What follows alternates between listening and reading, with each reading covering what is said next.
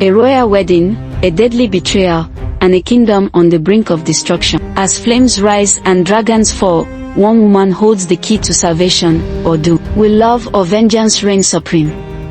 Watch till the end to uncover the truth. The grand chamber of King Azrael's palace was dimly lit, the flickering flames of torches casting long shadows across the stone walls. The scent of burning incense filled the air, mingling with the cool night breeze that drifted in from the open windows. Queen Marjani stood by the balcony, draped in a flowing dark gown, her golden-brown skin glowing under the moonlight. Her piercing eyes were locked onto King Azrael, who sat on a chaise, swirling a goblet of dark wine in his hand. "There has been too much betrayal in Vealora," she murmured, turning to face him fully. "Even from those we least expected." Azrael arched a brow, his fingers tightening around the goblet. "Are you speaking of Kian?" Marjani walked toward him, her hips swaying with deliberate grace. "Yes," she said softly. "He has served us well, but can we truly trust him?" Azrael smirked. "He has shown no signs of disloyalty." Marjani leaned in, placing a hand on his chest. "Neither did the others until they did." Azrael studied her face, reading the warning in her eyes. He knew better than to dismiss Marjani's instincts. "What do you propose?" he asked. A slow, knowing smile curved her lips. "I will send my own spy," she whispered. "Dorian." Azrael's eyes flickered with intrigue. Dorian was ruthless, calculating, and above all loyal, but only to Marjani. "He will watch Kian," Marjani continued, her fingers trailing up Azrael's chest. "And if Kian proves to be yet another traitor," she leaned close, her breath warm against his lips, "Dorian will handle it." Azrael set his goblet aside, his grip finding her waist as he pulled her onto his lap. "I do admire how you think," he murmured. Marjani chuckled, tilting her head as his lips found her neck. "Then show me." And so, as the fire crackled and the night stretched on, their bodies intertwined in a moment of shared desire, sealing a pact of treachery and power.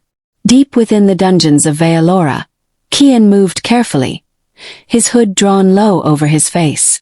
The guards had been bribed to look the other way, and the flickering torches barely illuminated the damp stone walls as he descended. He reached the cell where sorcerer Malachi was imprisoned. The once mighty sorcerer sat on the ground, chains around his wrists, yet his eyes still held power. "Kian," Malachi said, his voice calm but filled with warning. Kian knelt before him. "I serve you, master. I always have." Malachi studied him for a moment before reaching into the folds of his tattered robe. He pulled out a pendant, glowing faintly with an eerie blue light. "This," Malachi said, holding it up, "will make my daughter as powerful as I am." He pressed it into Kian's hand. "Give it to her. It will awaken what is already inside her." Kian nodded, clutching the pendant tightly. "I will not fail you." But hidden in the shadows, Dorian watched everything. Unseen, unheard, a phantom of the night. And as Kian turned to leave, Dorian's lips curled into a smirk. He would follow him. To Thor. To Zerena. And the hunt would begin. You're watching African stories from Folktales. Subscribe and be part of the family. Now let's get back to the story. The city of Thor was alive with distant chatter, the scent of roasted meat and burning lantern oil thick in the air. But in a quiet corner near the temple ruins, Zerena sat alone, her heart heavy. She could still hear the words echoing in her mind. "Oba has chosen Princess Seraphina." Her fingers traced the rough stone beside her, her eyes filled with unshed tears. She had sacrificed everything for Oba, and yet he had abandoned her. A soft shuffle of footsteps made her look up. "Kian." Her brows furrowed. "What are you doing here?" Kian knelt before her, his voice urgent. "There's no time to explain everything, but you need to know this. Your father is alive. He is imprisoned in Vealora." Zerena's breath caught. "What?" "They are forcing him to create a potion to kill dragons." Kian continued, glancing around. They threatened to kill you if he refused. Zerena's hands clenched. I have to save him. Kian reached into his cloak and pulled out the pendant. Take this, he said, pressing it into her palm. Your father said it will awaken what is already inside you. Zerena stared at the pendant, its faint blue glow pulsing as though alive. What does this mean? Before Kian could answer, a sharp slash cut through the silence. His eyes widened in horror. Blood spilled from his throat. A dark figure stood behind him. Dorian. Zerena gasped, covering her mouth as Kian collapsed at her feet, lifeless. Dorian's cold, calculating gaze met hers as he wiped his blade clean. If you scream, he murmured, I will kill you too. Zerena's entire body trembled, but she held her ground. Dorian stepped closer, his voice dangerously low. You will do exactly as we say, he whispered, or your father dies. Zerena's breath came out in shudders, her fingers tightening around the pendant. She had no choice. She had been trapped, and Vealora's grip had just tightened around her throat. Zerena stood frozen, her heart hammering in her chest. Kian's lifeless body lay at her feet, his blood dark against the stone. Dorian's piercing gaze locked onto hers as he wiped his blade clean. You have 3 days, he said coldly. Find out where the dragons sleep, where they lay, and where they eat. Zerena swallowed hard, her mind racing. If you tell anyone, Dorian continued, stepping closer, your father dies. Her breath hitched. Dorian smirked at her silence. Good girl. He tossed a folded piece of parchment onto the ground. You'll need this. Zerena hesitated before picking it up. Deliver the information, and we'll let your father live.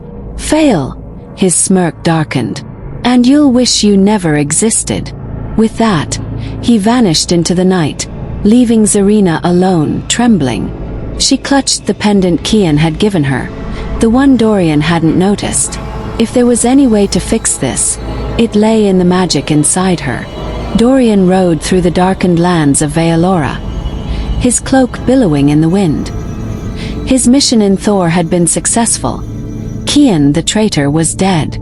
Now it was time to set the next phase of their plan in motion. In the great war chamber of Vealora's palace, Queen Marjani sat upon her throne, her sharp eyes locked onto Dorian as he approached.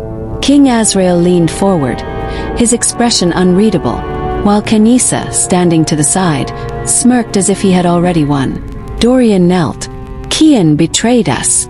His voice was calm, unwavering. I killed him. Azrael let out a satisfied breath. Good. But, Dorian continued, his gaze shifting to Marjani, we have little time. Oba is preparing for his wedding to Serafina. The dragons are still a threat. Kenisa scoffed. Then we strike now. No, Marjani raised a hand. We strike when they least expect it. And for that, we will use the dragons against them. She turned to the corner of the room where Malachi shackled in chains. Sorcerer Malachi, the greatest alchemist of his time. Make a poison, she commanded.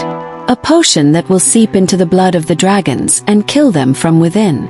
Marjani's sharp gaze locked onto Sorcerer Malachi, who sat shackled in the corner of the chamber.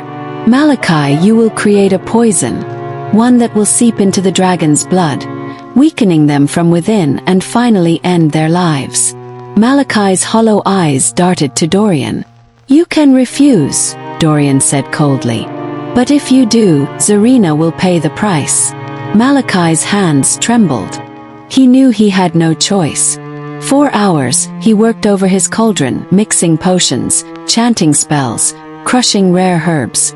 Finally exhausted, he stepped back. It is done, he rasped. This poison will kill even the strongest dragon. Marjani smiled, taking the vial from him. She turned to Dorian. Deliver this to Zerena. Dorian nodded, took the vial, and rode back to Thor. 3 nights later, Zerena met Dorian at the ruins. He handed her the vial, his fingers brushing against hers briefly. Pour it into the water the dragons drink, he instructed. They will weaken, and when we attack on Oba's wedding day, he will be powerless. Zerena tightened her grip on the bottle. And my father, she asked. Dorian smirked. Alive for now. Zerena watched as he disappeared into the night. Her mind raced. She had deceived Imani into asking Oba about the dragon's habits. Imani, trusting her, had done so without hesitation. Oba, believing he was speaking to his beloved sister, had unknowingly revealed everything. And Serafina had told him everything. That night, Zerena crept into the hidden fountain in the dragon's cave. The mighty beasts lay asleep, their massive bodies rising and falling with each breath. Their scales shimmered in the moonlight. Her hands trembled. She uncorked the bottle and poured the poison into the water. At Vealora, Marjani and Azrael finalized their plans. The dragons would weaken, and when the kingdom of Thor fell, Oba would watch everything he loved burn. And when the war began, Zerena would have to live with what she had done. Because this time, she had not chosen her father life over love or whatever seems right. Queen Nadia sat beside Emperor Zephyron, her fingers tracing the patterns on her golden goblet. Perhaps Serafina and Oba's wedding should be held in secrecy. The war is not yet over. Queen Marjani is still out there. The emperor smiled. Worry not, my queen. The defeat Marjani suffered in Udi has weakened her. She would not dare attack us so soon. Let the wedding proceed as planned. Far away in Vealora, Queen Marjani sat in council with King Azrael and Prince Kanisa. Their faces were grim but determined. This time we do not charge into battle foolishly, Marjani declared. We strike when they least expect it. On the day of the wedding, King Azrael smirked. We'll disguise ourselves as wedding guests.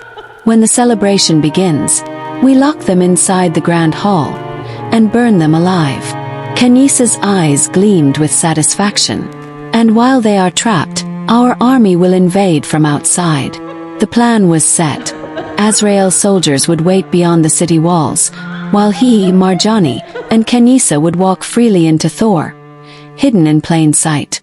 The grand halls of Thor were draped in gold and crimson. The city bustled with excitement as guests arrived. Serafina, adorned in shimmering silver, stood beside Oba, her soon-to-be husband. But amidst the joy, Zerena sat alone in the gardens, her heart aching. The love of her life was marrying another. She couldn't bear to watch. Inside the palace, the ceremony was about to begin. Marjani and Kanisa, disguised as noble guests, walked through the gates without suspicion. Outside, Azrael waited with his army, ready to strike. As soon as the last guest entered the hall, Marjani smirked and silently shut the heavy doors, locking them from the outside.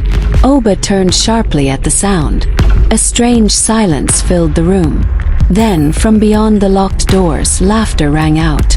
Marjani's laughter. You think you are safe, her voice echoed. You think you have won. Oba's stomach twisted. Your dragons are dead. Marjani's voice was thick with triumph. Poisoned. And now, you will all burn to ashes. The moment Zerena heard the screams of Thor's soldiers outside, she knew something was wrong.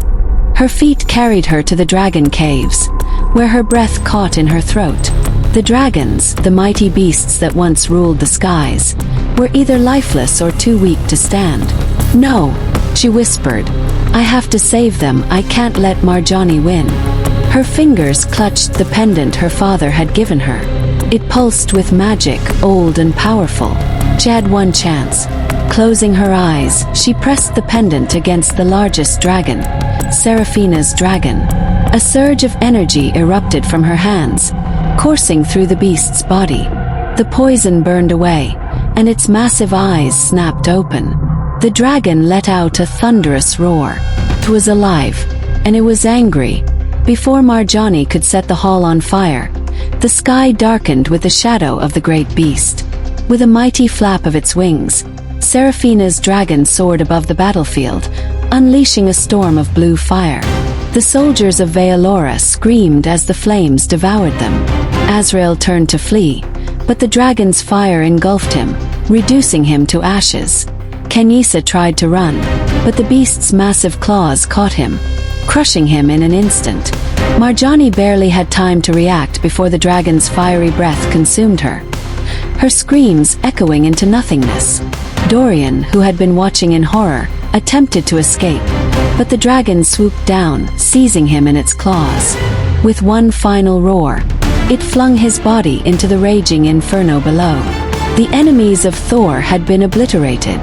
Zerena rushed to the grand hall, unlocking the doors. The guests stumbled out, gasping for air.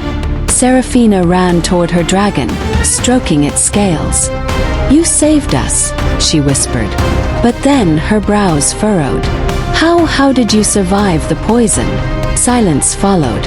No one knew. Zerena remained silent, watching as the people of Thor rejoiced. They cheered for her, hailing her as a hero. But only she knew the truth. Oba, standing among his people, looked at Serafina, then at Zerena. A decision formed in his heart. He turned to Serafina. "Thank you for your loyalty," he said gently. "But I cannot go through with this marriage." Gasps filled the air. "But why?" Emperor Zephyron demanded. Oba's gaze was steady. "Because my heart belongs elsewhere." Serafina's lips trembled, but she nodded, understanding. Then Oba turned to the people of Thor. "With Marjani and Kenisa dead, the war is over. It is time for me to reclaim my home." And so, with his sister Imani at his side, Oba journeyed back to his kingdom Agaria to reclaim his throne.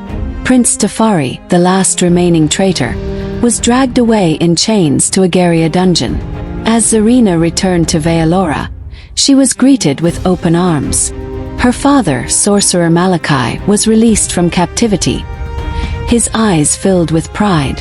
But far beyond the ruined battlefield, whispers spread like wildfire. Queen Lysara, King Azrael's wife, had fled to her homeland Lyre. And in the silence of the night, she vowed revenge. The love triangle between Oba, Zerena, and Serafina was far from over. The end. Or just the beginning.